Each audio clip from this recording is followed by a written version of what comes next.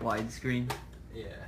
This isn't a World Star Hip Hop video. We can't have it vertical. Wait, no, wait. I should have the posters in the background to show that I'm a real gamer.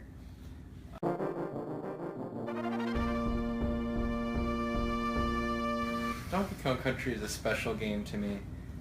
It's one of my favorite games, and to me it's just a game that never gets old. Just everything about it is so well-rounded and so well-designed that it's timeless. You can just pop it in and play it right away, and you know, the difficulty is just right. It's not too hard, it's not too easy, and just the way the game is designed, just the graphics, just everything about it is so well put together that it just doesn't get old. It's just, to me, it's as close to perfection as you can get for a platformer. And I can only imagine what it was like to play it at the time, because the graphics were obviously very good for its time. But I mean, playing it now in retrospect, you know, comparing it to, even comparing it to a game like Super Mario World, like Donkey Kong Country looks 10 times better almost.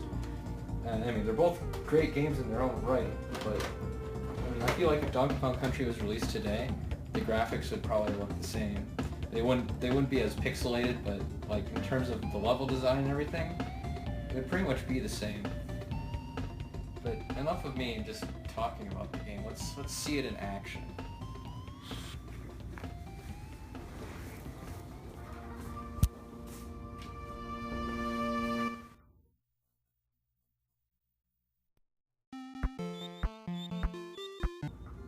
Whose grandpa is this? So the first level is Jungle Hijinks.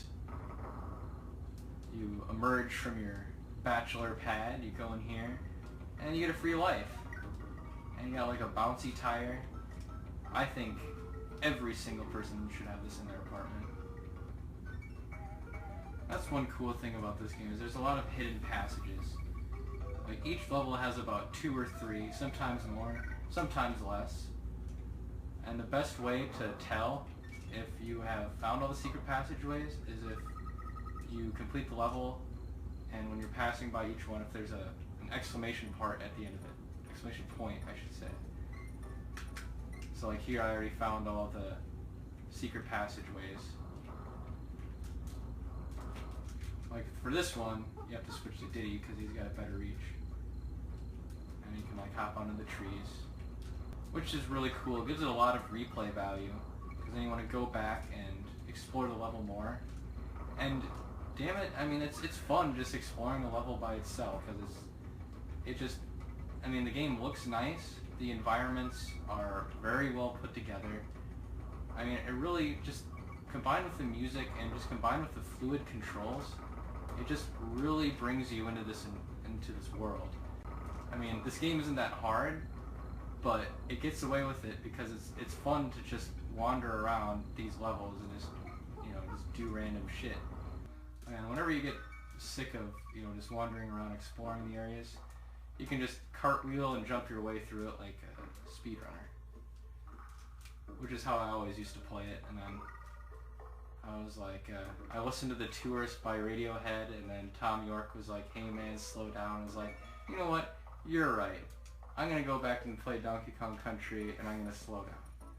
Thanks, Tom York.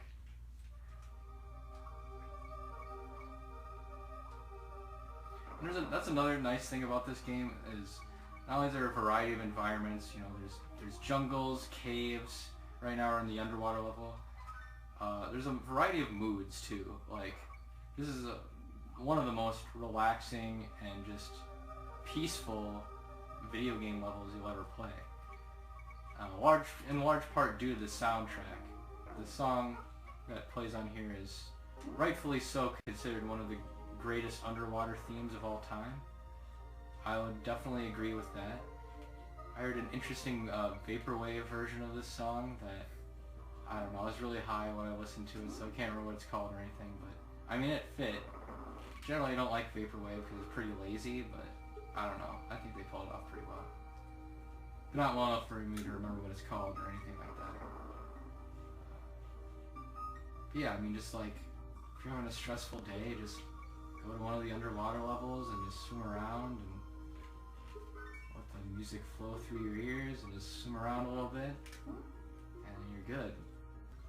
If you're not goal oriented like me, if you have no direction in life, then it's pretty good.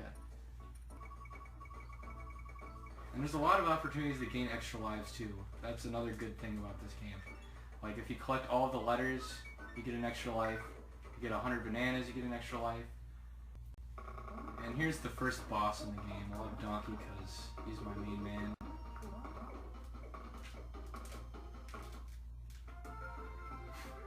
One thing I like is that when one character wins a boss battle, the other one just looks very indifferent in the background. Now this might be my favorite level in the game.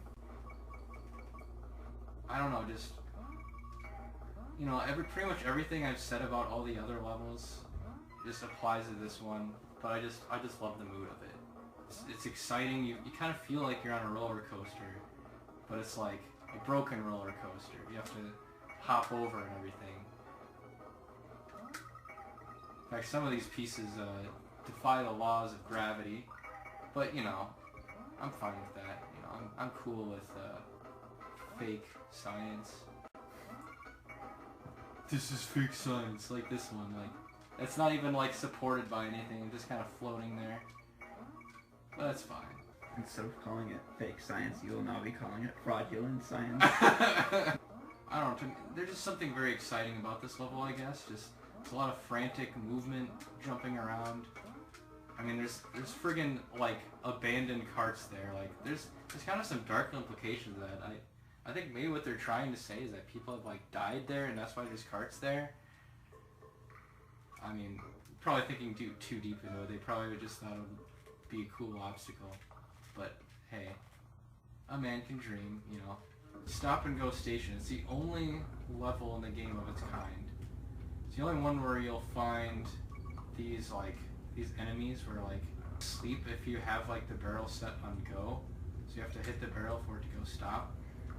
No level feels the same. Like even though there's 2 minecart levels, there's really no comparison. They might have the same feel, but the design itself is different enough to where it doesn't feel like the game is repeating itself.